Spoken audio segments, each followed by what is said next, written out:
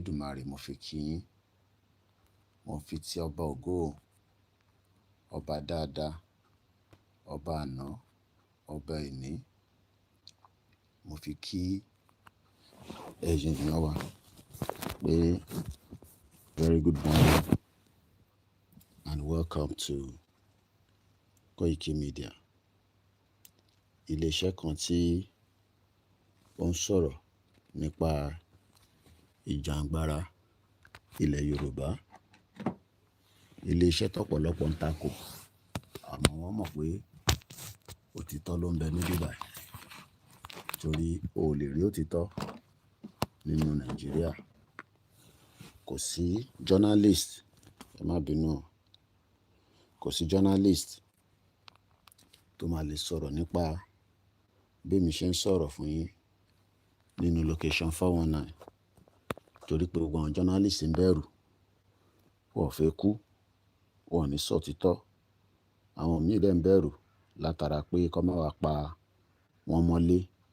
Torí a ti mọ̀ pé ní Nàìjíríà tó bá ti lè gbé òtítọ́ dání, wàhálà òun nìyẹn. So ọ̀pọ̀lọpọ̀ àwọn journalist wọ́n máa ń bẹ̀rù. Ẹ káàárọ̀ ẹ̀yin èèyàn wa. A tún ti jí sáyé báyìí.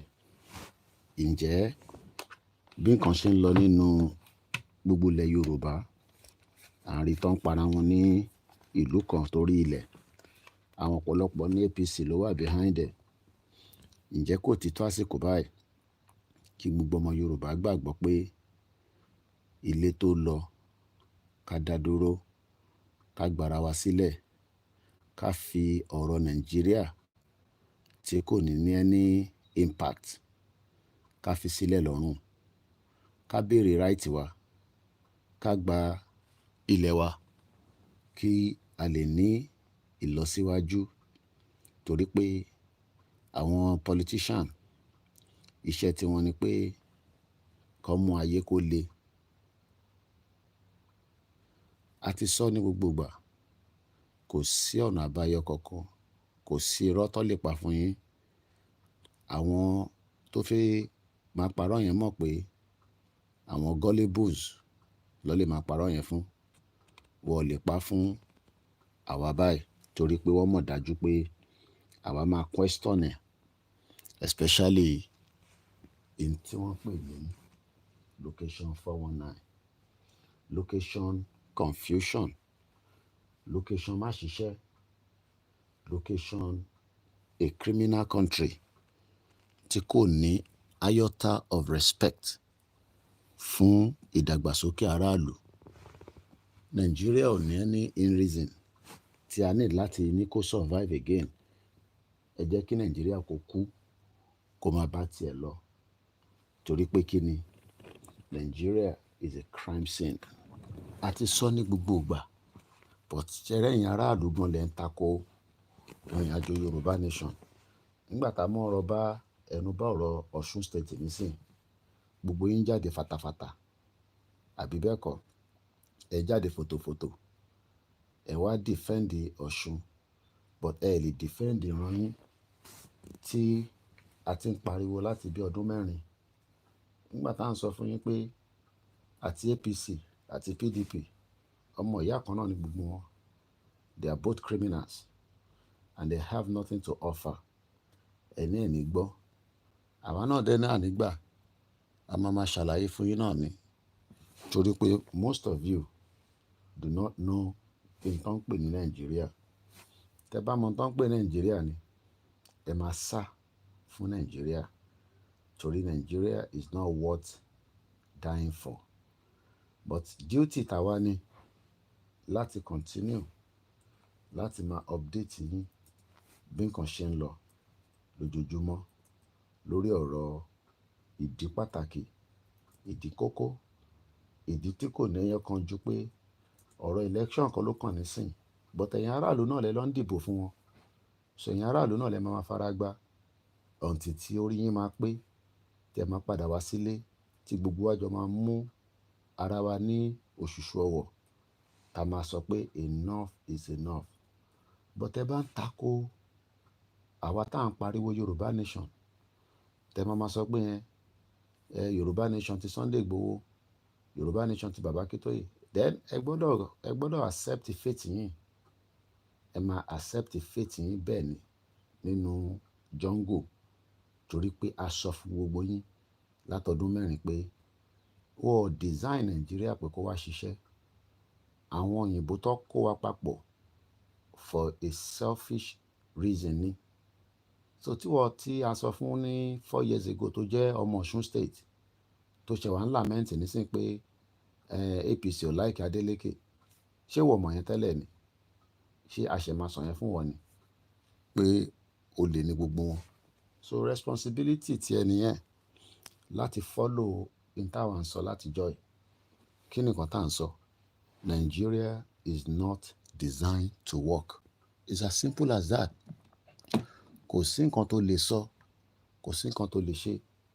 Àwọn tí wọ́n kó wa papọ̀, wọ́n mọ̀ pé tó bá jẹ́ kí wọ́n fi wá sílẹ̀ gẹ́gẹ́ bí ìran ọmọ aládé ta jẹ́, ìlọsíwájú máa wà, a máa ṣoríire.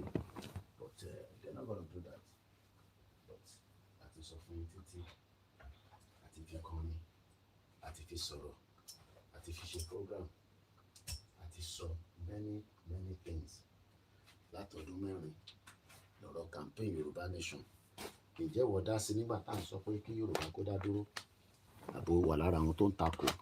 So responsibility ti ẹni yẹn, because nígbà tá à ń sọ pé kí Yorùbá kó dá dúró, ẹ̀yin kan takò náà, ẹ̀ ń takò, ẹni yẹn ẹ máa lọ dìbò fún Adeleke, ẹ máa dìbò fún Tinubu, ẹ máa dìbò fún this.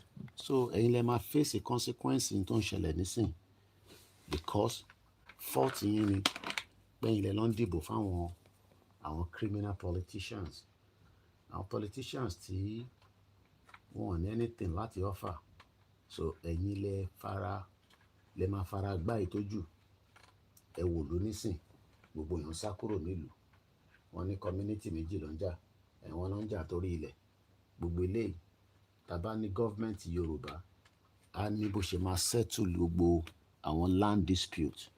Kò síbi tí kò sí land dispute, bó ṣó wá dá kí ìlú méjì máa para wọn. Wọ́n ní torí pé bí Adeleke àbí Tinubu rádà ó fẹ́ gbé ọ̀rọ̀ kí ló ń pè wá, kí ni mo tẹ́ fi sọ náà, ó fẹ́ gbé state of emergency wá sí inú Ọ̀ṣun state. Ìyẹn ni Adeleke ṣe ní Tinubu ṣe ń ṣe gbogbo tó ń ṣe lọ́wọ́lọ́wọ́ yìí. So iṣẹ́ tèmi ni pé tẹ bá ti para yín, bó bá ṣe wù mí ni mo ṣe máa report ẹ̀. Problem tèmi nìyẹn, kò ń ṣe problem tí yín, torí pé mo sọ fún yín ní 4 years ago pé èyí tá máa fi para wa, àwọn olóṣèlú ló yẹ kẹ́ kọjú ìjà sí. Bẹ́ bá pa wọ́n kò tí pọ̀ jù, torí àwọn náà ti pa yín títí. Wọ́n ṣí bọ́dà sílẹ̀, àwọn terrorist wọlé, oríṣiríṣi ìṣẹ̀lẹ̀ ń lọ lójoojúmọ́. Àwọn nǹkan tá a gbọ́ rí láyé wa, a bẹ̀rẹ̀ sí ń gbọ́, àbí? So tí wọ́n bá wá takú, tí a sọ fún ẹ pé Nàìjíríà ò ṣiṣẹ́, tó wà lára àwọn tó ń takò, then you will face the consequence of such. So ẹ̀yin tí ẹ jẹ́ ọmọ Ọ̀ṣun state, mo kí yín, ẹ kú àfarátì, ẹ kú àmúmọ́ra, bó ṣe máa lọ náà nìyẹn. Yorùbá nation, self-determination, òun ló lè gbà wálẹ̀, òun ló lè fún wa ní hope, òun ló lè fún wa ní ọ̀nà. Òun ló lè fún wa ní faith pé àwa náà ní ìjọ kan, gbogbo communion fight tó ń ṣẹlẹ̀ between these communities á ti wà resolve. But nígbà tẹ́ ẹ̀ bá ní government, níbo ni Tinubu ti fi ráyè tiyín nísìn láti fi wá yọ ọ̀rọ̀ ìjà tó ń lọ nínú Ọ̀ṣun state? Tinubu ò ní time.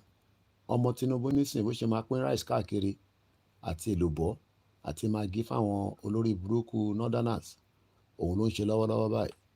So you will all have to blame yourself for giving room. No going back. Táwa ń sọ yẹn, ṣe rò pé àwa stupid nígbà tá à ń sọ pé no going back? Èyí tó yẹ kí gbogbo wa àtọ̀ṣun ni o àti state báyìí ni o, kí gbogbo wa ká fọwọ́ kún bàbá Akíntóyè àti Ìgbòho ṣà àti YSDM àti gbogbo group láti lè gbára wa sílẹ̀. Ẹ máa sọ pé náà àfẹ́ yẹn o bàbá Koiki ìyẹn kọ́ la fẹ́ nísìnyí.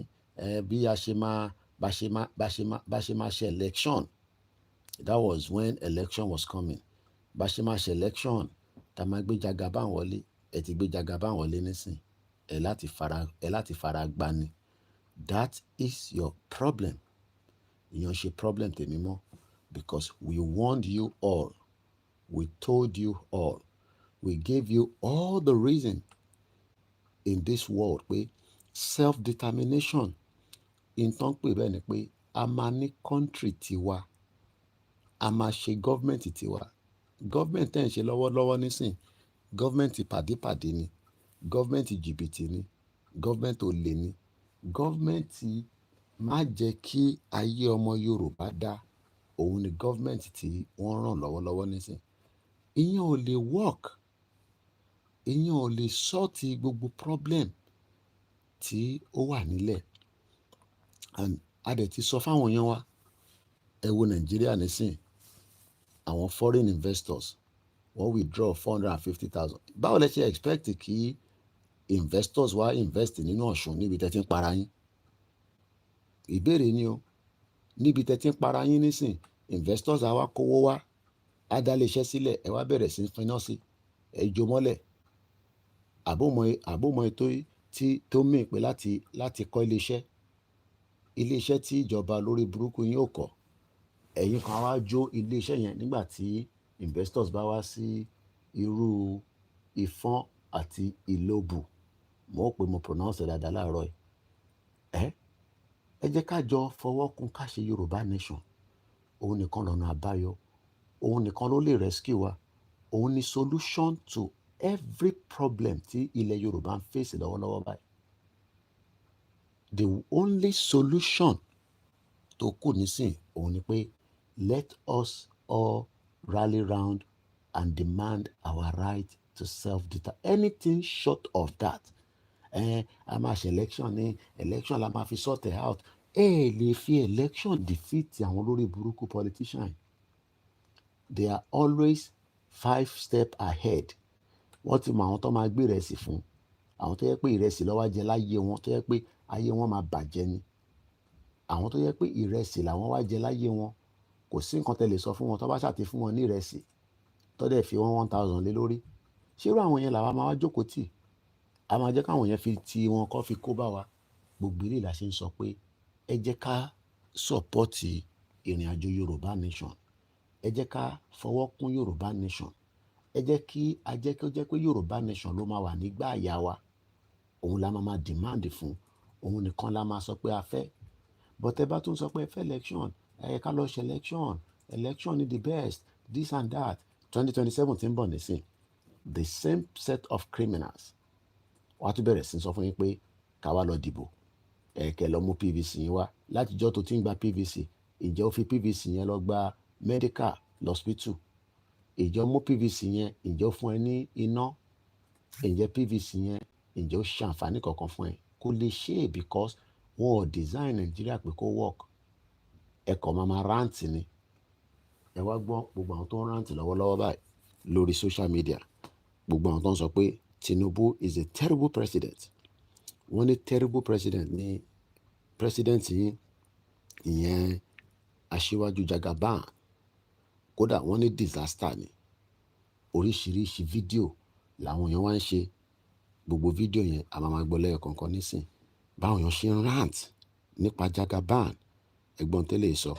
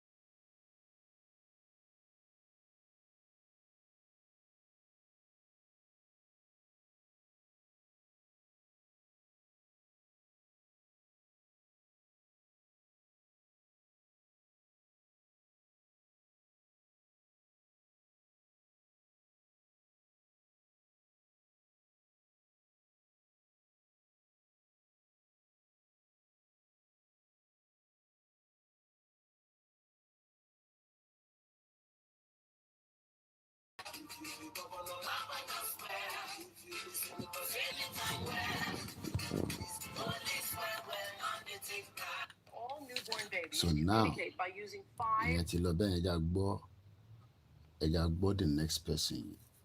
Àwọn tí wọ́n rant, àwọn tó ń sọ pé Tinubu, you are a disaster. Tinubu, you are a terrible president.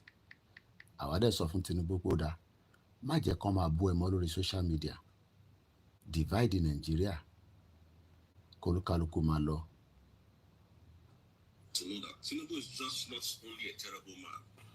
Tinubu is a thief, a criminal, a certificate forger, a drug baron, a drug dealer. Tinubu forfeited $450,000 in the United States for restitution of his drug trafficking. Tinubu has no friends in Nigeria.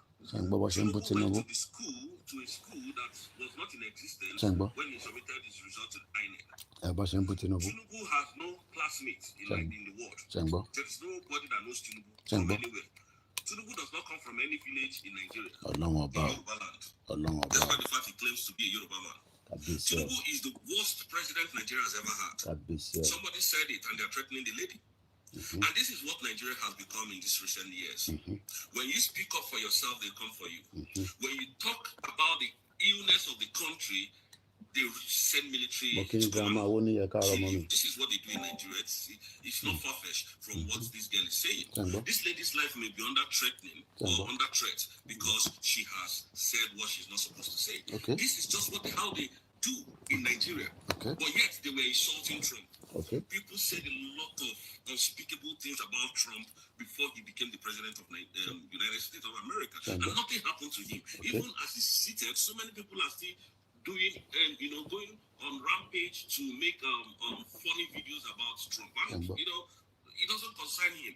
What Trump always says, American first. When with Nigeria said Nigerian first, and start implementing those laws, all they do is to threaten, to to cause harm to their citizens. Tinubu is not a president. Tinubu is an illegitimate criminal president that came through the back door, trying to make himself relevant and force himself to the Nigerians. He's a thief, a criminal. Now look at it. They said salary. Up to today, it has never been implemented. Why? Because you are in a corrupt system. And nobody's checkmating all these people because Tinubu is a very corrupt man. He came through the back door. So when you want to speak about me, I'll open your own file. That is what is happening in Nigeria. Everybody should get this right. We are not here to sugarcoat words. Now you are threatening a young girl that is concerned about her well-being, that wants to live like a human being. This is what they know how to do in Nigeria. Nothing else. I'm telling you the truth. Nigeria is a very corrupt country. And let me tell you people one thing before I, move on with what I'm saying. That the kidnap of Mazen Nandekan will completely destroy Nigeria. I'm telling you the truth. It will destroy Nigeria totally. And they are begging, I can't beg people to release Nigeria. We'll bring Nigeria to their news. It's not a threat. You see all these begging people. Finland gan ló wà, mo mọ ilé àwọn Biafra lélẹ̀. People have come to beg you. Monarchs has come to talk to àti náà máa destroy Nigeria ni àwọn ìjọ náà ti náà máa destroy Nigeria ni ẹ sọ fún Tinubu kó divide Nigeria kó ní kálukú máa lọ. Ṣẹ́gbọ́ ó ti ní war làwọn máa fún yín, so ogun tó ṣe ń lọ ní two community tẹ́ ń sọ pé Koiki shut up, community méjì ló ń jà. Ṣẹ́yìn mọ̀ pé community méjì bá ń jà ó máa ta bá gbogbo community tó kù l'Ọ̀ṣun state. Ẹ̀yin ò mọ̀ tán pè lógun. Community méjì ń jà, ẹni kì í shut up. Mo ní ogun wà nínú Ọ̀ṣun state. Àwọn èèyàn ní pé ibì kan nìkan ló ti kí ló dé tó stop ẹ̀. Àwọn kan wá sọ fún mi láàárọ̀ pé Mr. Koiki ó dà ń pé Tinubu ló wà behind ẹ̀ o. Ó dà ń pé Tinubu ló fẹ́ declare state of emergency l'Ọ̀ṣun state. So ẹ jẹ́ ká tó lọ gbọ́ ẹlòmíì. Àwọn tó ń rant làwọn eléyìí o, gbogbo wọn kàn rant ni. Ẹja gbélé. Àwọn èèyàn rant. Ó dùn mí pẹ́ lórí fídíò yìí. Ẹ bá rí báwọn èèyàn ṣe ń rant. Wọ́n rant ni. Gbogbo àwọn ilé mi sìn wọ́n rant ni. Ẹja gbọ́n tó lè dán sọ. As many of all these celebrities not really send us, we they know they talk about this bad governance, no ever hear from their mouths, especially for this TikTok. watch their video. Always watch their video, but no likes. You don't understand? No like, no comments. May they see 20 million views without like, or with 5 like, or no comments. Or they want Nigeria, many of them like say now this love. internet, this TikTok self, now make them. Next time they use the thing make money. But if you talk anything about government, they will bullshit you. They'll even block you. They don't want me they see for their comment or see for their live stream. And I go they wonder if they host live. What many of them are go they do for them? They see two things. We be like say after say after you listen finish now hunger you see go feast. Because ọ̀dẹ̀ làwọn youth Nigeria ọ̀dẹ̀ ni wọ́n òmùgọ̀ ayé tọ́ba náà tó gọ̀ jù kò ń ṣàyàn ọmọ Yorùbá nation náà torí ẹ̀yin ti gbọ́n tí ọ̀dẹ̀ mùgùnmù àwọn nùgùnmù àwọn ọ̀dẹ̀ òun làwọn youth Nigeria wọn ní brain kankan wọ́n ti fi brain wọ́n ti fi dín àkàrà wọ́n ti kó brain wọ́n ti fi dín àkàrà wọ́n expect pé kí Nàìjíríà wá ṣiṣẹ́ ìlú tí wọ́n kó 450 billion naira wọ́n yọ kúrò nínú stock market ìlú yẹn ni wọ́n sọ pé ń bọ̀ wá ṣiṣẹ́ ẹjẹ́ àgbo eléyìí tẹ̀ sójú àwọn pásítọ̀ yín ìyẹn gẹ́ òye. And ask his members to fast and pray for the country to be better. And the video made me realize 2 things. First, a lot of people are actually awaiting Baba Adeboye lele tasi about how African pastors, especially Nigerian pastors, are one of the biggest problems we have in this country. And the second thing I realized is a lot of people don't even understand what that statement means, and so you could see them in the comment section trying to trying to lẹ́yìn kẹ́ lọ support Biafra ìjọ nation so I just want to máa make lọ. this known and try to explain myself further because Ṣèyí Tinubu wá fẹ́ drag bàbá ẹ̀ pa fún ọba tó kú bàbá ẹ̀ ló máa jẹ́ the last president lágbọ́rọ̀ Ọlọ́run. A thing and people are actually supporting people speaking out. I feel like we should address that díẹ̀ ló máa jẹ́ the last president. Àfẹ́ president kankan mọ́ nínú Nàìjíríà. Made a statement on his altar. He said, before the church ends, he needs somebody to donate 1 billion naira. The grace of God can give 1 billion naira. And in this way of Ọlọ́run alààyè, tí wọ́n lè fún wa ní bílíọ̀nù kọ̀ọ̀kan. Such people should please see my secretary in the office tonight for a very special announcement. Bí gbogbo orú àwọn bẹ́ẹ̀ rí akọ̀wé mi nínú ọ́fíìsì wa lálẹ́ yìí fún ìfitó létí pàtàkì kan. And then there will be some of you who can say, Daddy, I wish I can give 1 billion, but all I can afford is 100 million. Àwọn kan wà tí ó ní pé bóyá àwọn ọ̀dọ́ afẹ́ ṣe bílíọ̀nù kan yìí ṣùgbọ́n ohun tí wọ́n lè rí nípa wọn ká òun náà ni 100 bílíọ̀nù.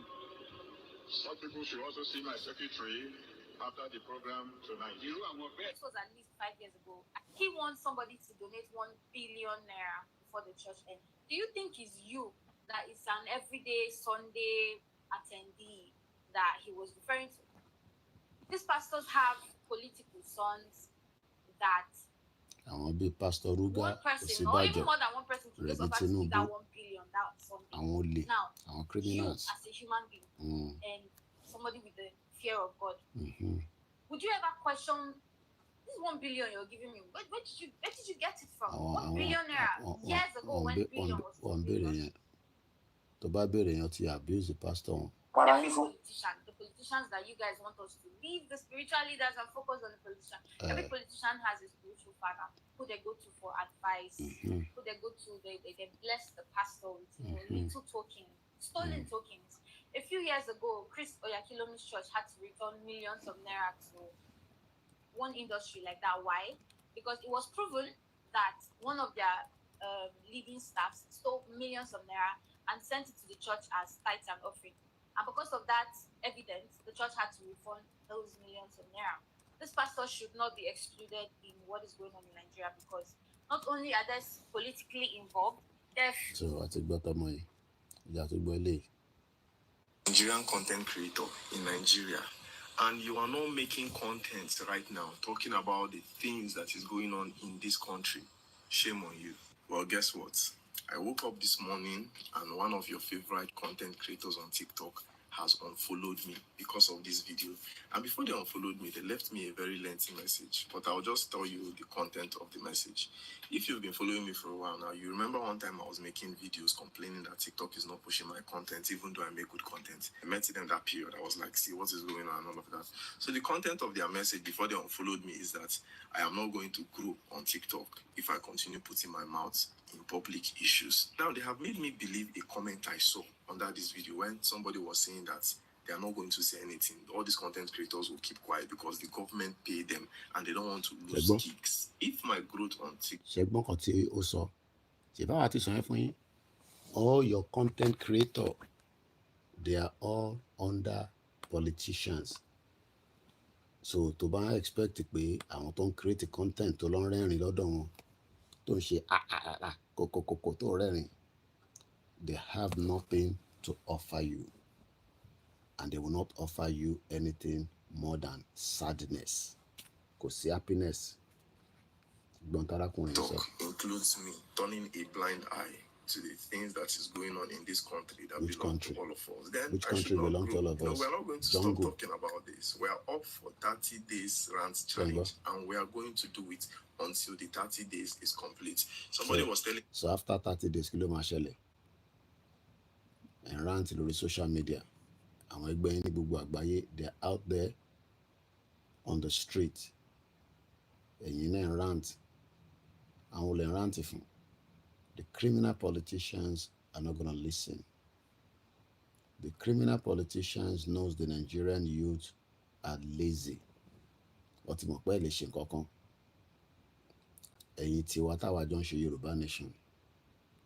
It is time that we say we don't want to have any business. No business with Nigeria. Àjọṣepọ̀ wa ti Nigeria is not working. Kódà is a disaster to mankind. Ẹ jẹ́ ká jẹ́ kí Nigeria kó lọ. Ẹ jẹ́ ká fi ìlú yìí sílẹ̀. Let's allow Nigeria to dissolve itself. Tó bá dẹ̀ náà wọ́n dissolve ara ẹ̀, let's help it to dissolve it. Create the awareness and tell everybody that needs to know that this country is not working, that this country needs to now come to an end. The marriage is not working. Mokenyawa, good morning and happy weekend. As we start the day again, àwọn oníṣẹ́ méjì, àwa ti jí láàárọ̀, ká create content Yorùbá nation fún yín. Bóun ẹ̀ kò like ẹ̀, bóun ẹ̀ kò má like ẹ̀. Àwa ti create nǹkan pè ní digital footprint. O lè lọ níjọ́ kan lórí social media kó má gbọ́ pé arákùnrin kan tó ń pè ní Koikimedia kò lè má ṣe sọ̀rọ̀ Yorùbá nation. Ní tó jẹ́ lógún nìyẹn. So tó bá jẹ́ ní tó wá ń takò, ìbéèrè ni pé kí ló ń takò fún? Ṣé mi ló yẹ kó máa takò? Àbáwọn olóṣèlú yín tó fìyà jẹ yín? Ṣé mi ni mò ń fìyà jẹ yín? Ṣé mi ni mò ń fi ìyà jẹ yín? Àwọn tó ń fìyà jẹ yín ló yẹ kẹ́ máa takò. Àwọn tí wọ́n mú àwọn ọba wa, tí Fúlàní pa ọba lójú ayé wa. Àwa Yorùbá ò dẹ̀ lọ bá wọn jà. Àwa múra wa, à ń bára wa jà. À ń para wa ní ìfọ́n àti ìlòbò. Ṣé ìyẹn mú sense kankan dání? Instead of us to fight the common enemy, we are there fighting each other. Why are we fighting each other? Kí la fẹ́ gain látara pé à ń bára wa jà? Àwọn kábíyèsí ní àwọn dákẹ́ lọ ṣóṣó. Àwọn ṣe bíi tí wọ́n gbọ́n tó ń lọ. Ọọ̀ni of Ifẹ̀ lè ní òun mọ tó ń lọ ní ìlú bò. Ǹjẹ́ wọ́n bá wọn dá sí? And all this is going on, and we are meant to be in one country. And when you talk, the gullible ones will say, no. Koiki ò lè máa sọ̀rọ̀ bẹ́ẹ̀ yẹn o. Mo kẹ́yìn wa lẹ́ẹ̀kan ṣe káàárọ̀. Mr. Adewale, the only language Nigerian government understand is gbas-gbos, and that's a fact. Kò sílùú kan ẹ lọ wo mò ń gbọ́ news àwọn ọmọ Israel, ẹ jẹ́ ká fi àwọn tó ń rántí sílẹ̀, ẹ jẹ́ ń gbé yín lọ sí Israel. Do you know that their citizens are protesting? Israel protesters are trying to break into Netanyahu's home. Lánàá lélẹ́yìí, àwọn ará Israel lélẹ́yìí.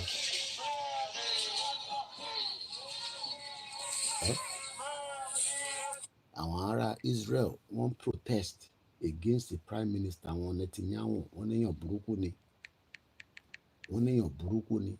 Àwa wá ń jókòó and fold hands wa fáwọn tá à ń múra sílẹ̀ fún ìrìn àjò night vigil wa. Ẹ jẹ́ ká túbọ̀ máa múra yẹn sílẹ̀ dáadáa. Ẹ máa dé bá wa láyọ̀ ni láìpẹ́ láì jìnnà. Àwọn ará Israel wọ́n protest against the government wọn because ìlú tí kò bá ti ṣe the right thing, the people will protest. Àtayébáyé nìyẹn. Ẹ̀wẹ̀ ọ̀lẹ́ nísìn 2 days ago lélẹ̀, Tel Aviv last night, Israel protesters were calling for an immediate permanent ceasefire, the release of all prisoners, an end to Zionism, and freedom for Palestinians. They stood in solidarity with the Palestinians.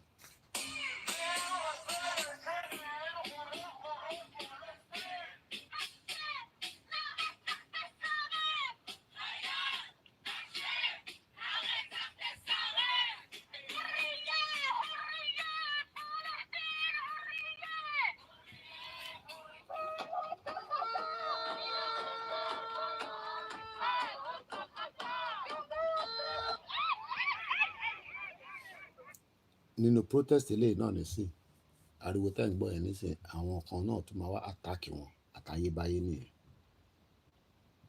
The protesters, okay, you ti pẹ́ 2024 nìyẹn, I need it to get current one. Thousands of angry protesters at the government compound in Jerusalem calling for a change of the release of the hostages, for the end to the war, to return to democratic norms. But our official yẹn. So ta ló bá wá fún yín ní freedom? Freedom ń ṣe tẹ́nì kankan máa fún yàn. Ṣáwọn ará Israel ló máa bá yín protest?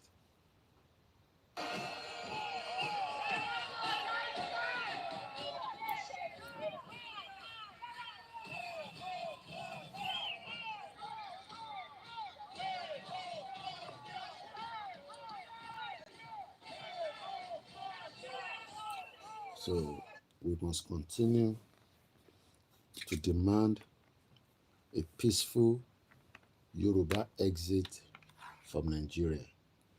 That is our first demand. But ìbéèrè nísìn ni pé bí election tó ṣe fẹ́ wá nísìn, ẹ̀ tún ti rí àwọn ọmọ Yorùbá kan. Wọ́n ní we know how to do politics. Politics láyé wọn. Politics tó ń ṣe láti how many years kò gbé wọn. They are doing the same politics that has not give them any reason for them to say, politics tá à ń ṣe yìí o, this is what it has done within our community. Tẹ́ bá bí wọn, they are doing politics that is not working. Wọ́n náà wọ́n ṣe politics, and every time tá bá sọ fún wọn pé politics tẹ́ ń ṣe, politics ẹ̀ bàtàmàlà tẹ́ náà ń ṣe, what has it done for you? Nothing. Kò ní any impact. Kò ṣiṣẹ́ kankan fún wọn. Kò fún wọn ní any hope in life. How can people be saying that we are doing politics and your life is not in good shape? You should politics more.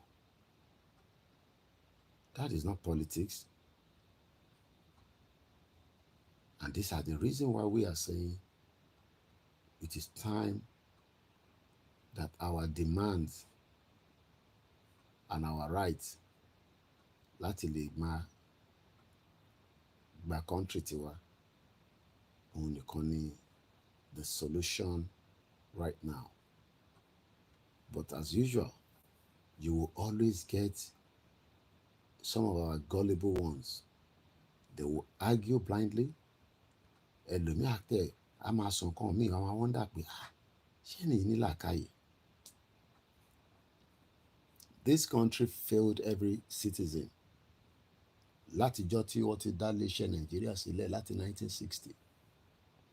Gbogbo àwọn parents wa, àwọn tó ti kú ni, àwọn tó wà láyé ni. Nigeria literally failed every one of them. And we are now demanding that, what is the solution? Ẹ wò ní sí wọn ní England versus Nigeria. Mo ń wò ní o. Football.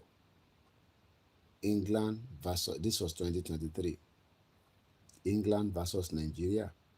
England yẹn nísìn is part of one country nínú United Kingdom, whereas Nigeria is country of many nations. Àwọn ìjọ náà dẹ̀ ti dìde, wọ́n náà wọ́n ṣe Nàìjíríà mọ́, wọ́n náà àjọṣepọ̀ àwọn àti Nàìjíríà kò lọ déédéé mọ́. Wọ́n náà fẹ́ dá dúró, àwọn fẹ́ gba country wọn, àwọn fẹ́ gba independent country tiwọn, àwọn fẹ́ ní kankan ṣe pẹ̀lú jungle mọ́. Movie wo nìyẹn? Movie wo lẹ sọ̀rọ̀ ẹ̀, Mr. Muhyiddin? Ṣé The Last Sniper? Mo rántí movie tá ẹ̀ sọ.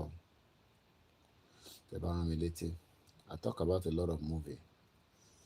Chief Sunday Igboho send the article kan sí mi lánàá nípa emergency rule ìjọ to meet and decide an options for self-determination. Ṣé rí pé ó yá wọn lára? So àwọn ará ìjọ nísìn wọ́n ti realize pé wọ́n ti wà marginalized. Tinubu yọ odindi governor kúrò. Ṣé rárá tá à ń sọ náà nìyẹn? Gbogbo bá ṣe pariwo títí fáwọn èèyàn wa pé ẹ follow backup channel wa. Èèyàn mẹ́ta pé ló wà lórí ẹ̀ lásìn. Àwọn tó kù adé sọ pé ẹ Koiki ò sí live because wọ́n dúró kí live wa kó jáde lórí WD. But tó bá jẹ́ pé àwọn èèyàn wa ń follow wa bá ṣe ní kó follow wa ni, ó jẹ́ kí èrò wà lórí backup Koikimedia channel. But our people are very difficult people. They don't listen. Tábà wá live náà lórí Facebook, ẹni tó wà lórí Facebook àjókòó pa sí bá ní Koiki ò sí live. Àdẹ̀tí wà live nísìn more than 32 minutes. Àríyàn kankan kó wá gbọ́n nǹkan tá à ń sọ nísìn because wọ́n sì ń dúró pé kí a ṣe live yẹn lórí àwọn YouTube channel tó kù. Ara tá à ń sọ náà nìyẹn. We have to, àwa ń deliver message lójoojúmọ́. Láti àná àpariwo ẹ lọ follow backup channel wa. Tó bá yẹ pé àwọn èèyàn follow ẹ̀ dáadáa, gbogbo àwọn tó ń tẹ̀lé wa, tẹ́ bá yẹ pé follow ẹ̀ dáadáa, bí ṣe wà live nísìn, ó yẹ ká rí àwọn èèyàn lórí ẹ̀. So àwa ò ní, we continue doing our little best anyway, so and we cannot stop until tá máa fi délẹ̀ lérí lágbára Ọlọ́run. Torí ìyẹn ni àṣeyọrí. Ó dẹ̀rẹ̀ tí ó bá parí iṣẹ́ ló ṣàṣeyọrí.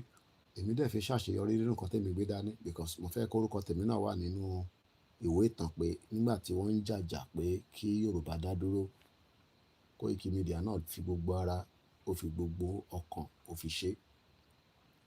So olúkọlùkọ adé padà sí normal day job ẹ̀.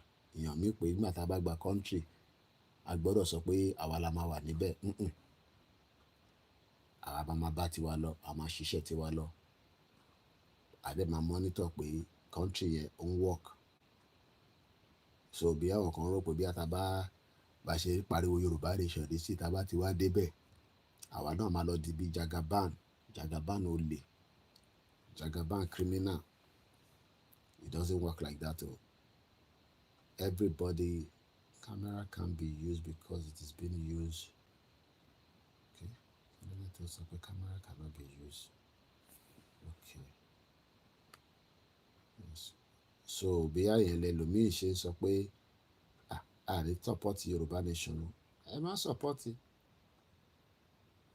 ṣé mi nìyá máa jẹ ní gbogbo ọ̀nà ìyá máa jẹ ìyá yẹn dẹ̀ máa jẹ wá in different ways ni ìrú èmi nísìn a sì lè support àwọn family wa ṣé gbogbo yín ni mo lè support ṣé gbogbo èèyàn ni mo máa fún lówó ní Nàìjíríà nígbà tí mo ń ṣe Dàróṣà àbí MKO Abíọ́lá àbí Ọ̀tẹ̀dọ́lá àwọn tó wà lọ́wọ́ wọn àwọn tá a bá lè fún náà ni kò dẹ̀ ṣe gbogbo èèyàn la máa lè fún we can only do the little we can do but tá a bá ní country government ló máa take care gbogbo wa government ló máa implement policy government ló máa create the enabling environment tí ẹ ní máa para yín ní ìfọ́n àti ìlóbù bẹ́ẹ̀ ṣe ń para yín yẹn because nísìn tíyàn bá wá dá iléeṣẹ́ sílẹ̀ nísìn ẹ̀kọ́ finá sí iléeṣẹ́ yẹn nísìn ta ló máa wá take responsibility nígbà tí ẹ bá ti finá sí kò make sense now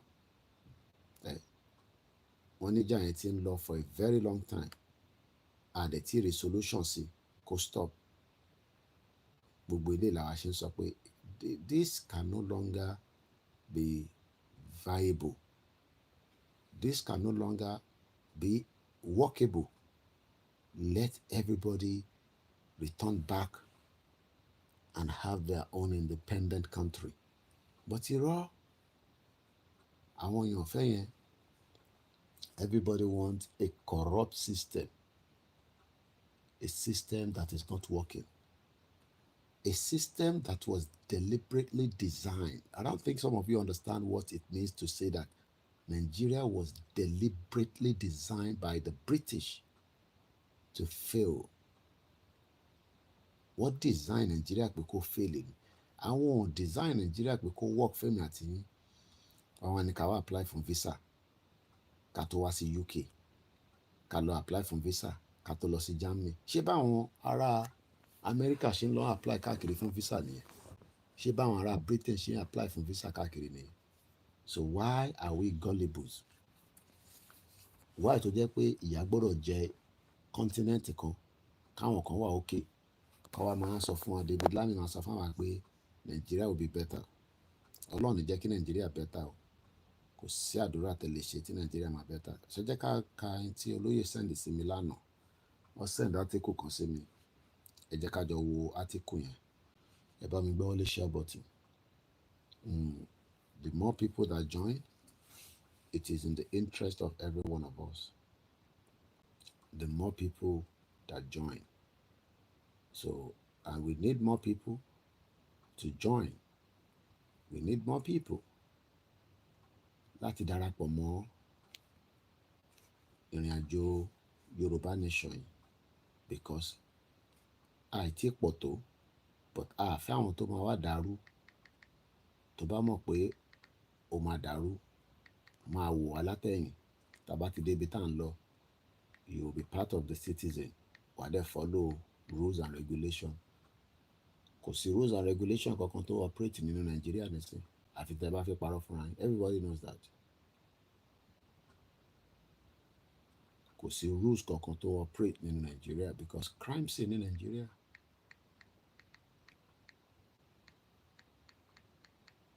ìlú tó bá dẹ̀ ti jẹ́ crime scene bó ṣe máa rí nìyẹn nothing is going to work ẹ má ẹ̀ka tanra wa ẹ̀yin ará lé let us leave this next country alone let everybody goes back let everybody return back to the way we are. It can be done, it is doable, it is possible. But the politicians do not want such because they are always part of the problem. The politicians are criminals. Their life has destroyed our own lives. And we should say enough is enough. So, and tó bá bá líǹkì backup wa pàdé ẹ bá wa share síta until many people will continue to know that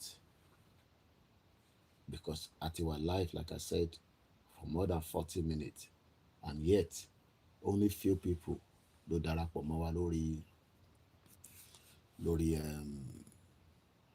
kí ló ń pè lórí backup channel wa because wọ́n sì ń dúró pé kí a go live lórí our main channel tó ti ń wò wá.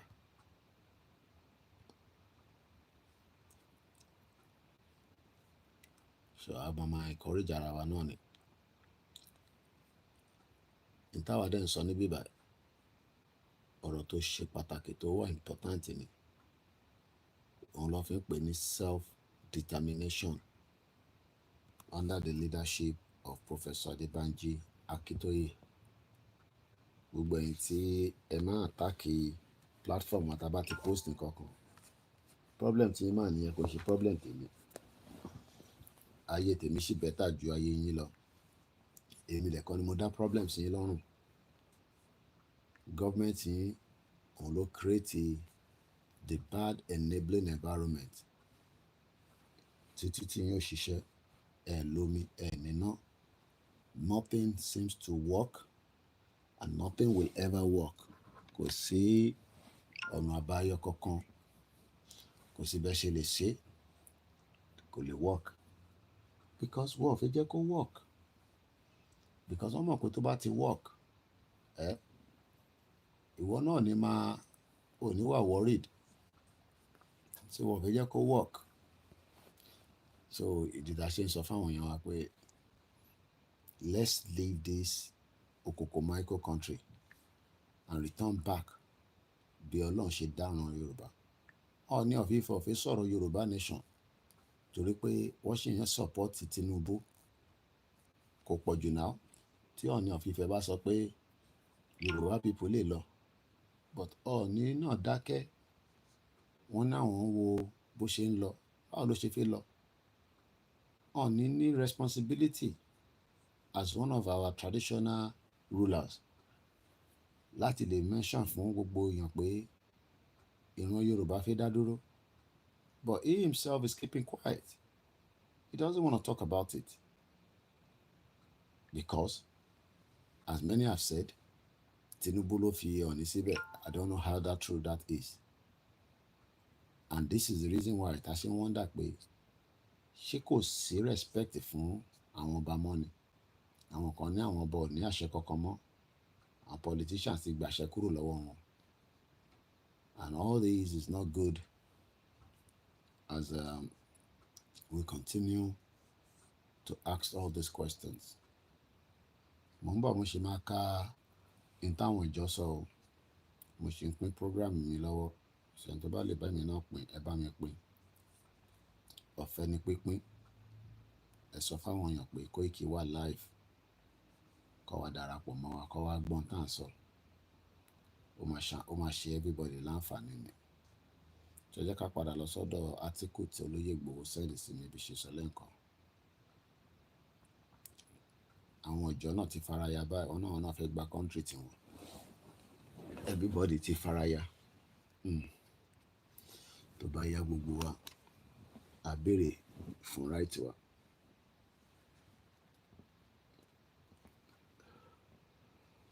So this is the article. Emergency rule. Ìjọ to meet, decide on options for self-determination. INC President. On Tuesday, declaration of a state of emergency in Rivers State by Jagaban, President Bola Tinubu, has rekindled the quest for self-determination by the Ijaw ethnic nationality in Niger Delta. Professor Benjamin Okaba, President of Ijaw National Congress, INC, the Ijaw Apex Social Cultural Group, also from Vanguard newspaper, for Ijaw people, we are not too happy because we see this as another slap on us. But again, our position will be deliberated upon in a wider stakeholder meeting that will be convened later. In that meeting, I am sure the Ijaw people will look at how we have fared in this Nigeria project. Nigeria project. Nigeria is a project. and what options are left to drive home our quest for self-determination.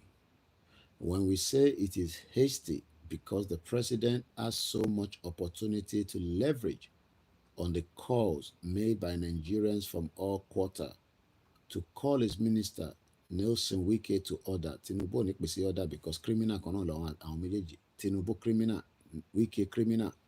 Tinubu fẹ́ lo Rivers State fún 2027. Òun náà ní ìdówó bẹ̀. PDP ló ti fi ń jẹun láti how many years nísìn. So Tinubu fẹ́ gbà lọ́wọ́ wọn. Nelson Wike dẹ̀ ti ta birthright lórí burúkú nìyẹn.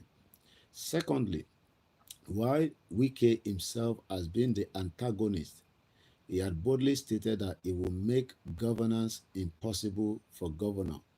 Láti 1999 ni wọ́n ti make governance impossible fẹ́yìn aráàlú. Kí ló mọ̀ tán pè ní governance? Governance sọ pé kí ìjọba tó wà lórí oyè, kò bá jẹ́ governor ni, deputy ni, local government chairman, títí kan local primary school yín, àwọn ni wọ́n wà in charge ìtàn máa ń pè ní governance. Tẹ́ bá ń sọ pé à ń ṣe òṣèlú, orí gbogbo ẹ̀yin bàbá yẹn ò pè ẹ̀yin bàbá òfò tẹ́tí ń ṣe òṣèlú láti 1999, gbogbo ẹ̀yin bàbá àtẹ̀yìn ìyá tó yẹ ká dá sèrè sí lára. Òṣèlú tẹ́ ń ṣe táwọn grandchildren ni yóò tí lè lọ sí primary school ní 2025. Òṣèlú tẹ́ ń ṣe táwọn ọmọ kéékèèké tó ń tọwọ́ bọ̀ wọ́n nídìí ní gbogbo motor park. Òṣèlú tẹ́ ń ṣe tí ẹ lè hold the local government chairman. Òṣèlú tẹ́ ń ṣe tẹ́ máa report pé wọ́n pa yín, tọ́lọ́pàá máa gbé yín lọ sí Àbújá.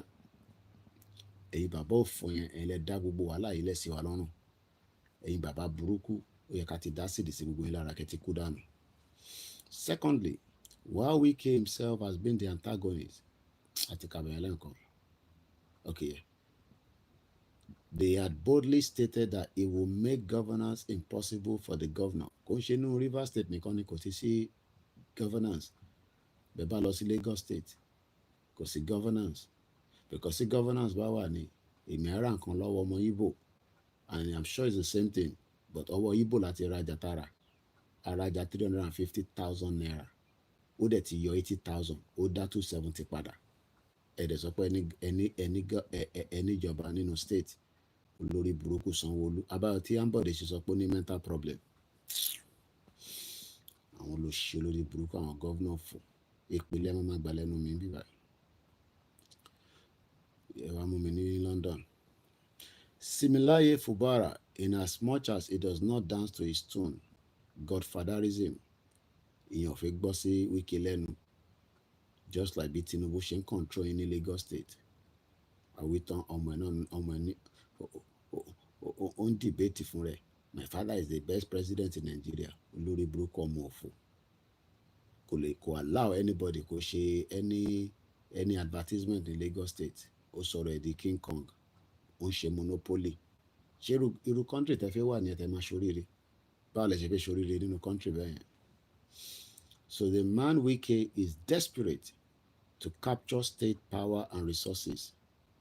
As we had said earlier, and persistently, he wants to turn Rivers State into his property, and the people of Rivers State are the ones to suffer. Just like bí Tinubu ṣe ṣe fẹ́yìntì ẹwà lẹ́kọ̀ọ́. Tinubu ti sọ gbogbo yín di nǹkan mí kalẹ̀. Òun ló control gbogbo resources Lagos State. Fi hand over yẹn fún ọmọ ẹ̀. In táwọn olè máa ń ṣe ní àwọn criminal tó bá jalè títí tágbà tí ń dé, wọ́n máa wò pé ṣé ti bá lọ báyìí, ṣé wọ́n ní wá probe mi, especially Lagos yẹn. The governor who enter into covenant with the people of Rivers to deliver on sustainable development cannot mortgage that mandate because he wants to satisfy somebody. These are obvious facts flying all over the place. I thought president should have looked at all this. Tinubu only look at it because criminal kan náà làwọn méjèèjì. Another terrible president. I said it is lopsided. Why will you leave Wike and sack Sim Fubara? The best thing is to remove everybody who play a role in this. Wike has to be sacked. Tinubu never sack it because criminal làwọn méjèèjì.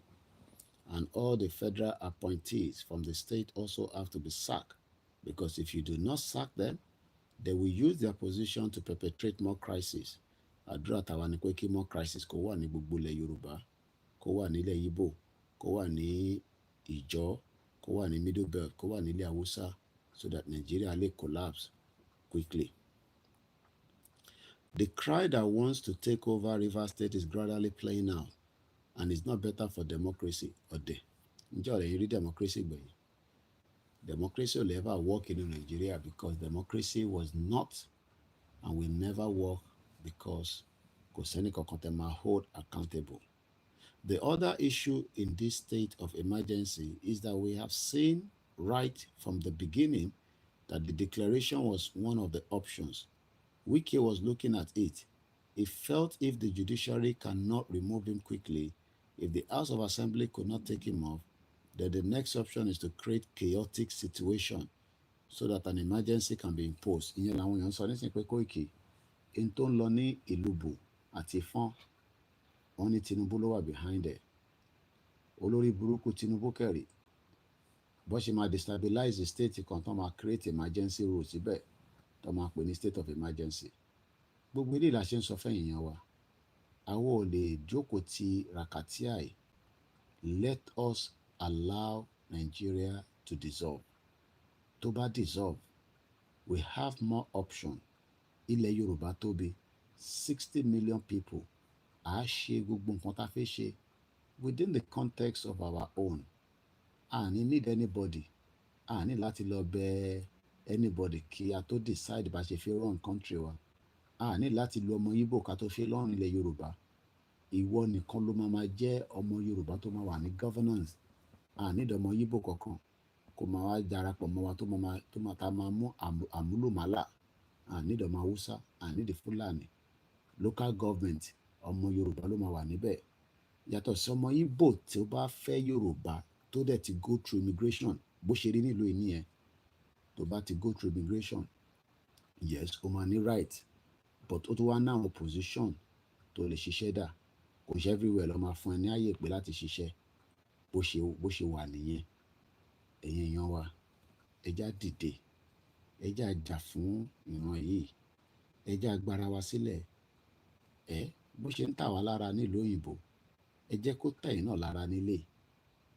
Àwa kúkú wà òkè, ìyà ò jẹ wá, ebi ò pa wá o. But ọ̀pọ̀lọpọ̀ ẹ̀yin nísìn, you are all living in fear. Ìyẹn máa jí láàárọ̀, àwọn pé kí ni ìyàwó mi máa jẹ, kí láwọn ọmọ máa jẹ, bí mi ò bá tẹ̀ jẹun. Gbogbo ilẹ̀ níṣẹ́ tó dá lọ́wọ́, ẹ ní oko, ẹ lè lọ dá oko. Gbogbo businesses yìí ti fold up. Ìjọba ò rí ti yín rò.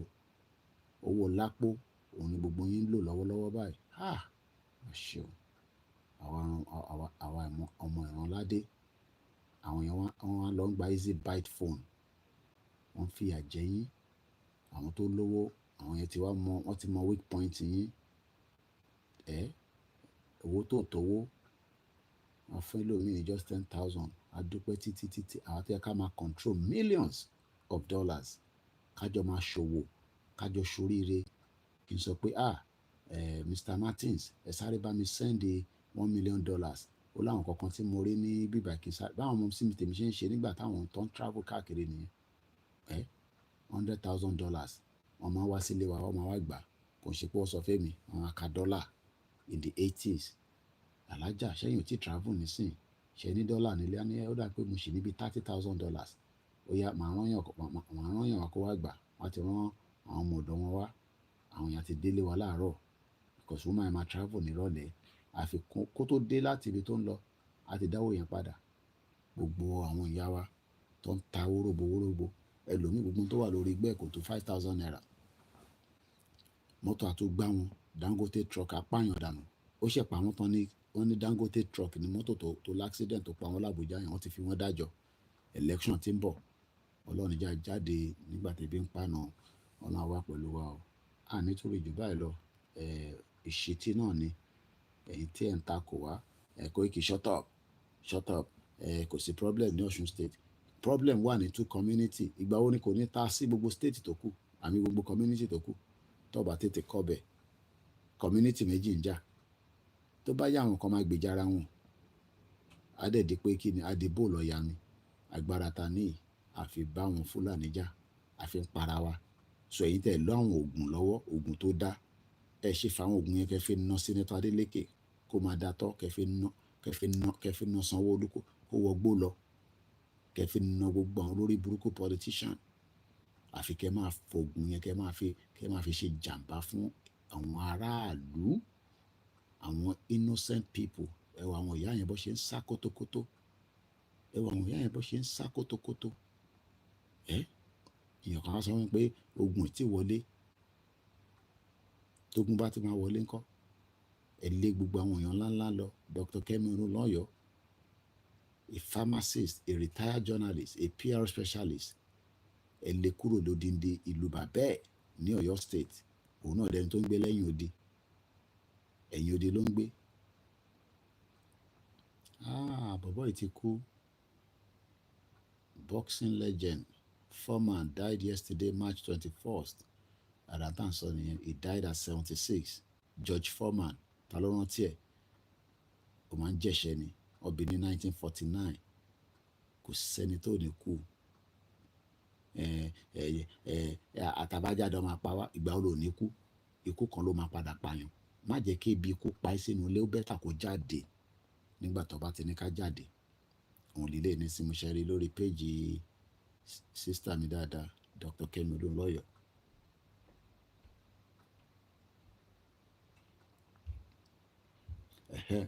Mr. Muide ni Mr. Koiki, one community has even supported one already. Mo rí yẹn náà lánàá wọ́n náà wọn ìrìn àwọn yẹn ti sọ pé àwọn nígbà ẹ lè máa pa àwọn ìlú bò káwá tún yá nísìn another community náà tún support ìlú bò ó di community mẹ́rin ẹ wá ń sọ fún mi pé state yẹn wà governable pé kò sí wọ̀ níbẹ̀. George Foreman ọlọ́nfọ̀rún kẹ́ ó ti lọ nìyẹn kò dẹ̀ sí pé èèyàn kan kú ó padà wá fàbú ní gbogbo yẹn kò tí sẹ́ni tó kú tó padà wá tó wá sọ fún wa pé báyìí lòun ṣe rí ẹja kọ́kọ́ ṣe ilé ayé náà a ní 4 minutes 60 minutes náà ní broadcast yẹn so ká kọ́kọ́ ṣe ilé ayé náà ká demand for right wa so stop disobedience. Most people die in their slept on their right side. Koikimedia Olunloyo doctor wa oríṣiríṣi ló máa ń sọ wọ́n ní coconut milk is linked to breast cancer. Some people apparently think I am practicing investigative journalism. 14 investigation requests by my ex demand. So funny.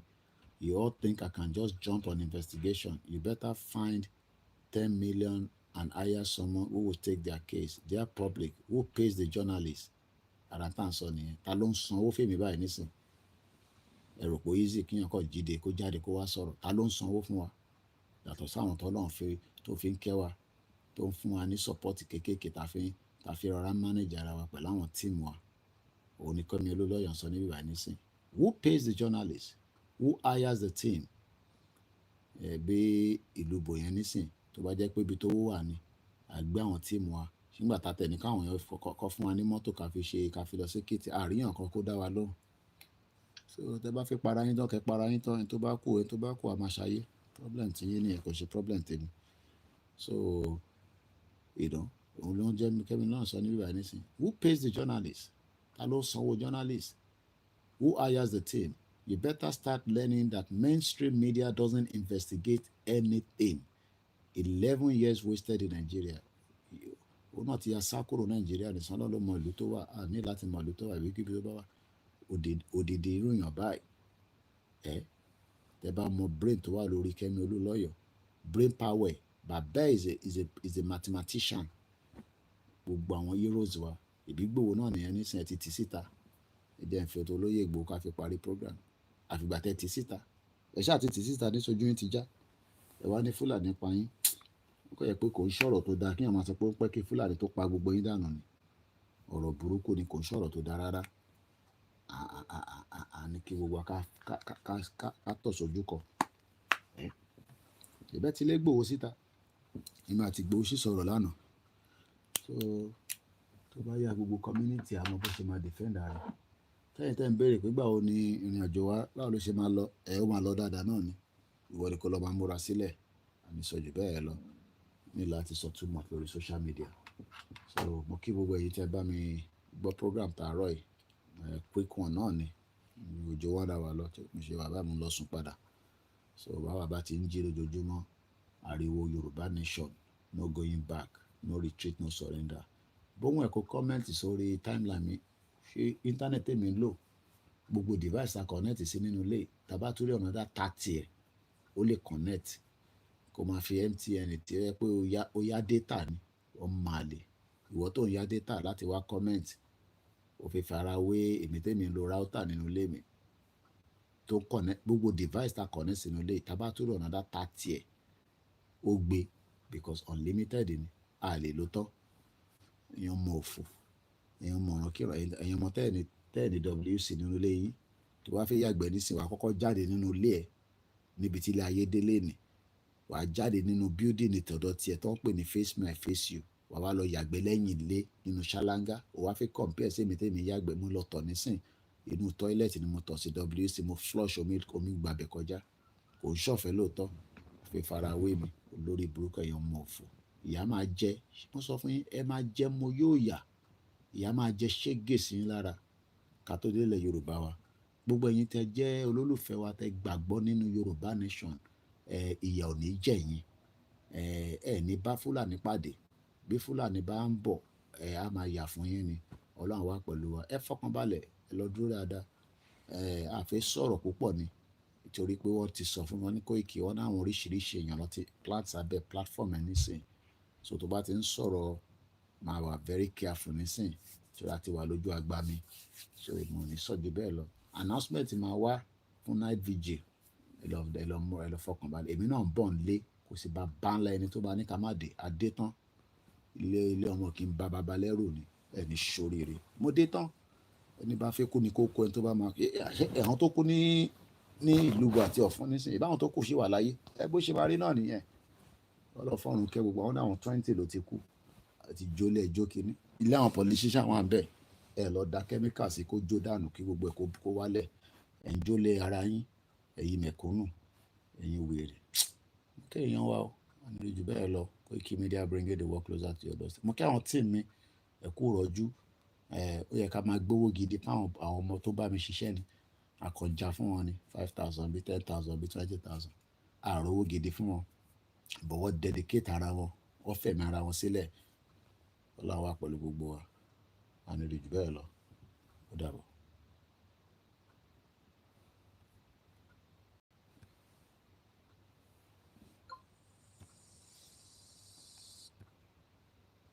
mo kí Ògúnmọ́lá a ní jù bẹ́ẹ̀ lọ bye for now.